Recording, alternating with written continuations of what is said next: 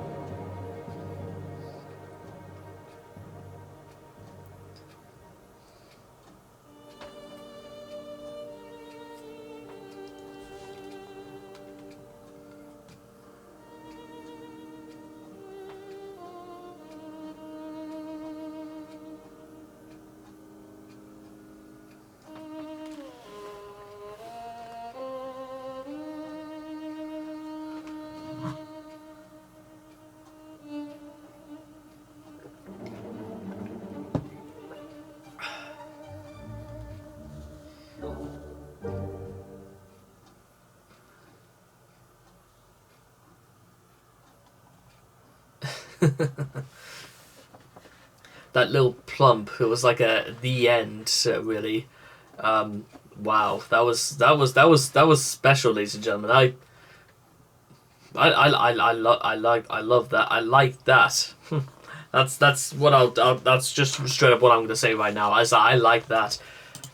It had a lot of very peculiar elements as well, from the screeching of the violins in places. It gives you the impression that something is not quite right with what appears to be maybe a haunted Halloween dance, or something that you can dance to in a dance hall, but it's not really your conventional sort of number. Almost as though it was meant to be performed under the pretense that something is not quite right, or we're dancing in celebration of the things we cannot explain, the horror, the mythical, and even the unknown. And there was even a romantic slice to all this, mostly because if there wasn't, we wouldn't have that ending where it was solemn and slow, and even in play, even in it was dramatic, chaotic, whimsical, especially when you hear the glockenspiel in places, and from the huge cellos to the very soft and supple violins to just the blast of trombones and trumpets. It's this could have been pulled straight out of a ballet or an opera, and I probably wouldn't disagree in saying that. It's almost as though it was actually meant to be performed possibly maybe in, I want to say, C major, because it didn't particularly feel strenuous or very, very high, and high. It was really it felt very consistent in tone, and it eased you in, and it said goodbye in a very soft and plaintive tone, which is nice. It's if you were to imagine a 19th century horror story composed into music, maybe this is exactly what you would get. Which is kind of interesting as well, because I've just opened this up, and it's actually based upon a poem by Henri Cazelio, and on an old French superstition. Zig zig zag, zig zig zig, deaf in a cadence, striking with his heel a tone. Deaf at midnight plays a dance tune. Zig zig zig on his violin. The winter mind blows and the night is dark. Moans are heard in the linden trees. Through the gloom white skeletons pass, running and leaping in their shrouds. Zig zig zig, each one is frisking. The bones of the dancers are heard to crack. But hist, all of a sudden they quit the round. They push forward, they fly, the cock has crowed. According to the ancient superstition, Death appears at midnight every year on Halloween. Death has the power to call forth from the dead from their graves, to dance for him while he plays his fiddle, represented by a solo violin with its E string tuned to its E flat in an example of the Scordotia tuning. His skeletons dance for him until the first break of dawn, when they must return to their graves until next year. And yeah, as well, I'll go into a little bit more detail. I think I may as well. The piece opens with a harp playing a single note, D, 12 times to signify the clock striking midnight, accompanied by soft chords from the string section. This then left to the eerie E flat and A chords, also known as the tritone or the devil's chord, played by a solo played by the devil's chord. Okay, so I'm liking this, and I need more tea.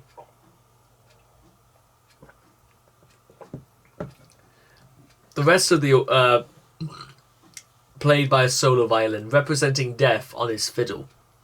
After which the main theme is heard by a solo flute and is followed descending scale on the solo violin. The rest of the orchestra, particularly the lower instrumentals of the string section, then joins in on the descending scale. The main theme in the scale is then heard throughout the various sections of the orchestra until it breaks to the solo violin and the harp playing the scale. The piece becomes more energetic and climaxes at this point. The full orchestra playing the strong dynamics towards the end of the piece.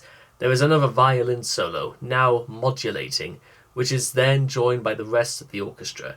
The final section, a pianissimo, represents the dawn breaking and the skeletons returning to their graves. The piece makes particular use of the xylophone in a particular theme to imitate the sounds of rattling bones. I can vouch for that. Sainte uses a similar motif in the fossils part of the Carnival of the Animals. Now, I have heard of things about... Well, I have heard there was a very famous one that Sainte did called Carnival of the Animals. But for now, I think that just might have to wait for another day, because one thing is absolutely for certain right now, is that I actually got quite a lot out of this.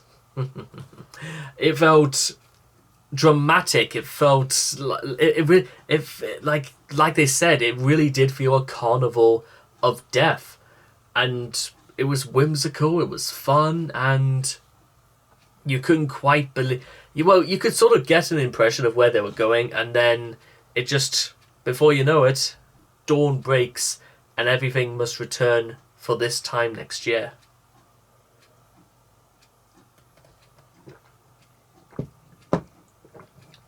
I certainly like that, and yeah, that's the best I can really say, is that I like that a lot. So anyway, I hope all of you guys have enjoyed this reaction video to the Danse Macabre by Camille Sainte. Please make sure to leave all your thoughts and comments in the comment section down below. Let me know what you guys felt of the Danse Macabre for yourselves, and I cannot wait to talk to you guys again in the next video. Take care, and bye-bye for now.